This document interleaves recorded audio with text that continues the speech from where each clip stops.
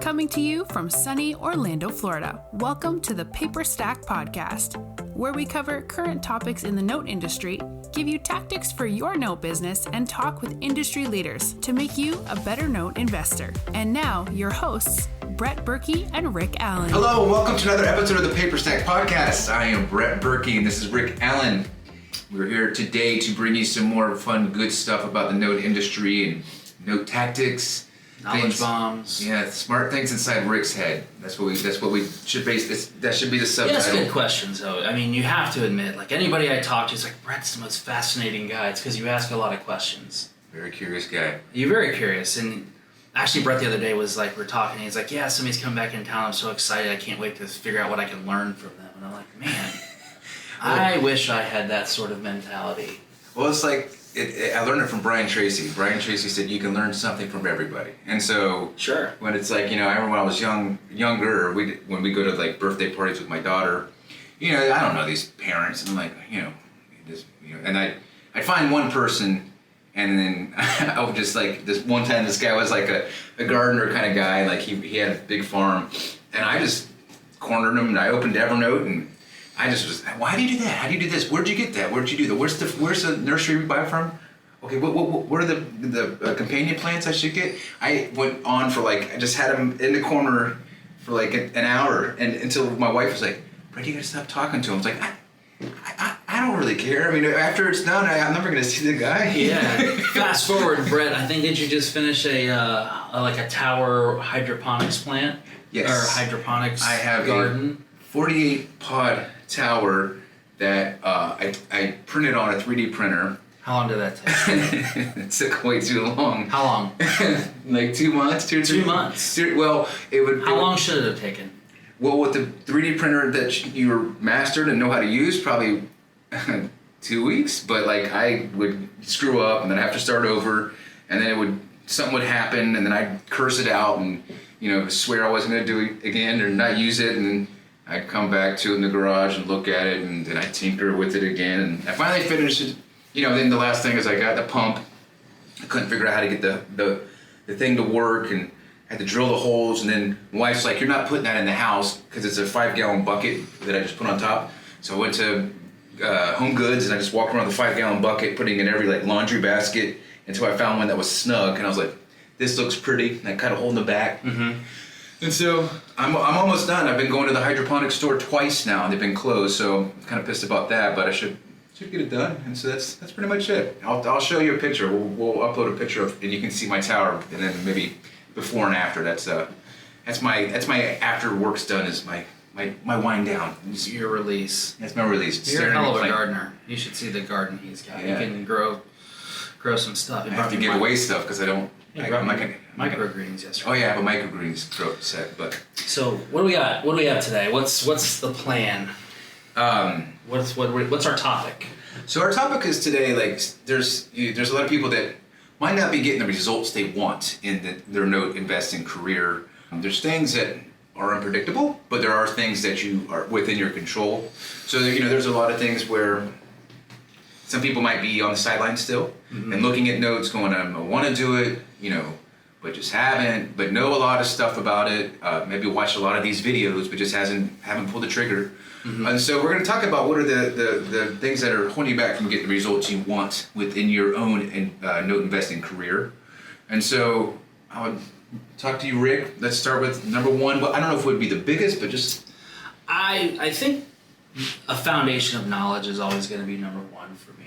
You got to have a foundation of knowledge. When I got into the business in 2012, there was a larger margin for error, because you were buying stuff, $90,000 in debt. I paid $8,400 for it. Oh yeah, so you can make a lot of mistakes. You can make mistakes, and there was an abundance of inventory. So when there's so much inventory out there, it's kind of a buyer's market. Buyer name your price, and you're good. Mm-hmm. And if you have any idea of the real estate market, you're good to go, and you can kind of, you can peg a value of what you could sell it for and what you can buy it for, and then you can mess up along the way. When the inventory shrinks and it gets tighter, it's more competitive. margins shrink a little bit, and you have to be more. You have to be a bit more of a ninja. You got to know exactly which step to do, like Indiana Jones when he was walking across. If he took one wrong step, he was falling through. Yeah. So if you know what you're doing, you can still make good returns, and you can allow your strategy to sort of ebb and flow with the market. Right. So knowledge is it. So when there's condensed inventory, your goal is to be laser focused on what you want. Exactly. You want to be laser focused on what you want. You want to be more dialed into pricing. Right. Right. So you want to know exactly where your pricing is, which is kind of like takes me to my second point in the thing is like, what's the second thing is you paid too much for an asset. Yeah. Price is it, right? You make your money on the buy. That's the same. It's in real estate. It's the same when you're buying pretty much anything. You buy low, you sell it higher. Mm-hmm. You can make your money. So that would be my second thing is people not knowing what's a competitive bid, what's going on in the market, and overpaying for stuff for the sake of buying something. Right. We have a video about that. We're making acceptable offers and backing into your offer based off your yield, what you want, right? So based off what you're looking for. So you might overpay, but if it works with your yield, you didn't overpay. You didn't. And here's kind of an interesting thing is if you're buying performing and you're targeting a 10 and you wind up at an 8 or a 9, is it the worst thing in the world? No. You're still gonna come out ahead. You're still gonna make your money. Mm-hmm. It's just not going to be as high as you want.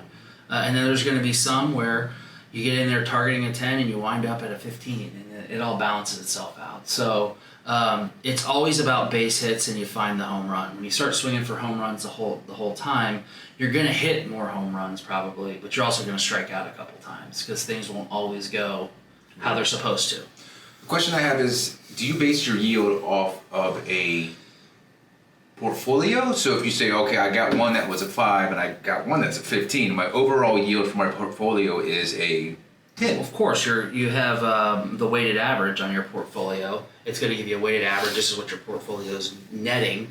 And a lot of times if you're just starting out, you pick a number and you try to hit the number and stay as close to that baseline as possible. Whenever you're managing, larger portfolios, you try to do that, but you're going to have some losers. And let me tell you, if you're in this business, you're going to have some stinkers. I had somebody tell me that, Eddie Speed told me that. He's like, you're going to lose on some deals. It's going to happen. Mm-hmm. And at the time, I think we were like 18 for 18 on just killing. And I was like, most people are going to have losers. This guy is not going to have a loser. And, it's going to happen. It is going to happen. And then it happened? Yeah, of course we've had some, There's some times when you can't, there's a non-performing loan, you get it and you're sitting good. Maybe you paid a little bit much for it, but you're like, even if we have to owner finance it and we'll note our way out of this, we're good. And then there's a basement and the basement's got 2 feet of water in it. What was that? Tell me about that one that was in Tennessee near like the Kentucky near the Kentucky Derby. That guy went back and forth, drug you guys through the mud. That's a good example of targeting a home run, making 25% on a foreclosure, and then winding up making 8 or 9%. But the long and short of it was there was a deal. It was in a nice neighborhood, 2 acre lots. It was a 4,000 square foot house. Oh wow! I didn't know. It was huge. I mean, it was a great house.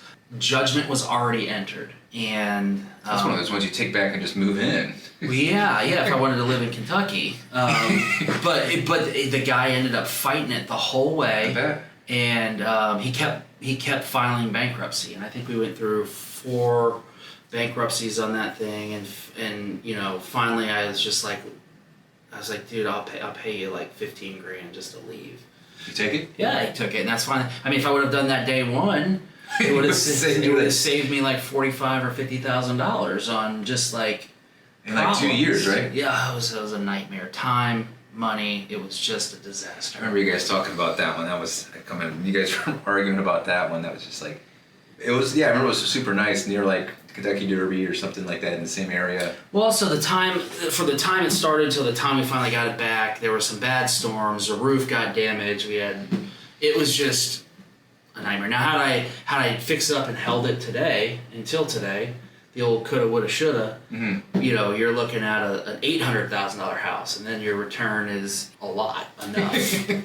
That's funny. All right, moving on. What's the other? So we have knowledge. Knowledge is first off. Buying it right. Analysis.